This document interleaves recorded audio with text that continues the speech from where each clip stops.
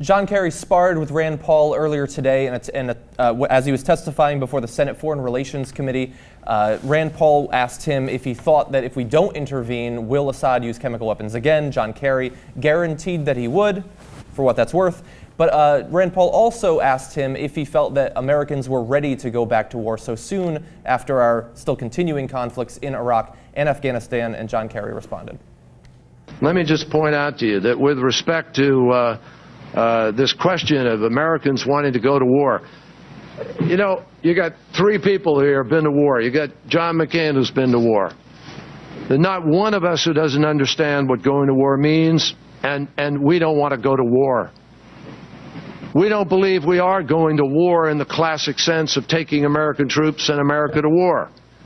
The president is asking for the authority to do a limited action that will degrade the capacity of a tyrant who has been using chemical weapons to kill his own people. But I think by doing so, you announce... It's a limited. It's limited. By doing so, you announce in advance that your goal is not winning. But that's not. And I think the last 50 years of secretaries of defense would say, Senator, if your goal is not to win, you shouldn't be involved. Do you want to go to war in Syria? Of course not. Everybody, 100% of Americans will say no. We say no. We don't want to go to war in Syria either. It's not what we're here to ask. The president is not asking you to go to war. He's not asking you to declare war. He's not asking you to send one American troop to war. So again, as with our discussion over what exactly the red line means, in what context Barack Obama has used it, we have this debate over the use of the word war. Is this actually going to war? What do you think? First of all, John Kerry wins on rhetorical grounds because he says, please. This is like a Lloyd Benson moment. I knew John F. Kennedy. You know John F. Kennedy. John McCain, who's in favor of this, John Kerry, and General Dempsey and Chuck Hagel, we've all been to war, son, and we're in favor of this. You haven't been to war. You don't know what war is. We do, and we're in favor of this. And then second of all, when they debated at a different point whether Assad would use the chemical weapons, as John alluded to, Kerry said, I guarantee he'll do it. It's a guarantee. I urge you to go to the classified briefing and learn that. Ooh. Okay, so there are a lot of bitch slaps there and talking down to, etc. But I find Rand Paul's questions to be perfectly fair and saying, so what is your objective? If it ain't war, what is it? And I'm not sure that Kerry has a good answer to that. He hasn't had a good answer to that in 2 days. So when John Kerry says, this isn't war, we're just going to launch missiles and kill a bunch of people, and I can't tell you how many people or how many missiles, but we're just going to launch them into this country that isn't ours and kill people. So if Syria launched missiles at us, wouldn't we consider that war? But somehow if we do it to someone else, we're just fucking around. No, but see, that's impossible. I mean, you want to talk about a bitch slap. That's an argument that you cannot refute, because if Syria launched bombs and hit Kansas, Seattle, and San Antonio. Right.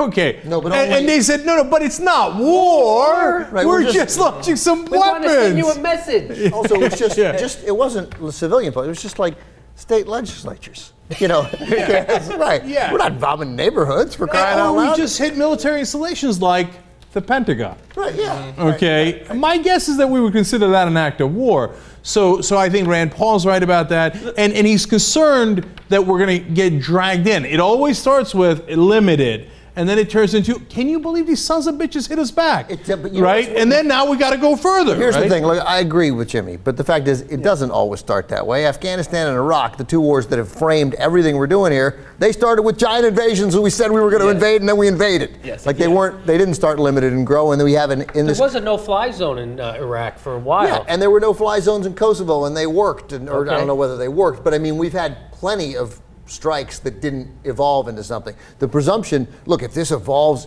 if it really is, this is going to evolve into a war, then it becomes a lot easier to be against it.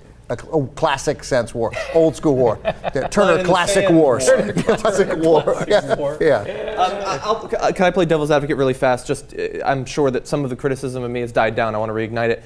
I think what John Kerry is trying, and I'm not saying I agree with him, I think what he's trying to say is, If we really wanted to go to war with Syria, it would look very different. It would look much more threatening. Like if we actually employed all of what we have, I think he's using the word war in reference to proportionality of what a country is capable of. Yeah. We could decimate every square inch of Syria if we wanted to. That would be going to war. We could send 300,000 ground troops into Syria. That would be going to war. Yeah. I'm not saying that that's true. I'm simply saying I think that's what Kerry is trying to say. I think that this is such a hard issue that I agree with all of you. That's my problem. Very bold. Right. So dropping bombs is war, right? But the flip side is he's basically saying, we know how to do a war. Okay, this is just kidding around stuff.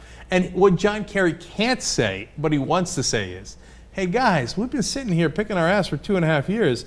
If these sons of bitches had oil, we'd already gone to war, okay? Trust me, we're just gonna do limited bombing. We got no interest in taking anything of theirs because they don't have anything, okay? This ain't Iraq where we're gonna go and get the oil contracts or whatever it is.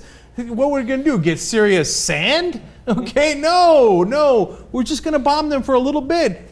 And so, I know this sounds hilarious. For a little bit. No, but that's literally what he's saying. That's literally. Is that written in the resolution for a little bit? No, and so that gets to the main point. So, do I trust John Kerry that they're going to bomb them for a little bit? I actually do a little bit, which is funny. Okay, because I know there's nothing to take in Syria. Right? The corporations haven't called and said, "Boy, can you really send me the olive trees of Syria?" Right? Okay, but this conversation is what's so important about asking for congressional authorization. If you don't ask for congressional authorization, you never have this conversation. The Obama administration or the Bush administration says, trust us, don't worry, it'll be limited. Oh, but then the son of a bitch hit me back and it went a little further. We had a no-fly zone, but then he didn't respect the no-fly zone. What were we supposed to do? We had to do a full-scale invasion. But here what they're doing is they're nailing down the Obama administration into, if you're going to take this action, it will only be for this period of time and for this stated purpose. Yeah. And to get that on the record is enormously important. And that's why this whole process and the asking for authorization is so helpful.